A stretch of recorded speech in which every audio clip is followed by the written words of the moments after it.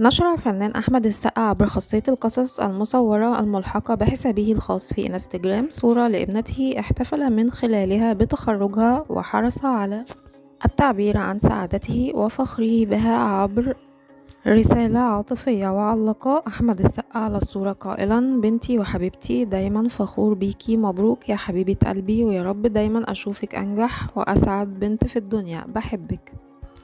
وكذلك نشر أحمد السقا صورته مع ابنه الصغير حمزة، ووجه له رسالة كتب فيها: حبيبي وسندي، ربنا يحفظك ويخليك ليا انت واخواتك دايما يا رب. ثم عاد ونشر صورة مع ابنه في مرحلة الطفولة، وشارك النجم المصري صورة بالملابس البيضاء خلال توجهه لأداء مناسك الحج مع مجموعة من النجوم.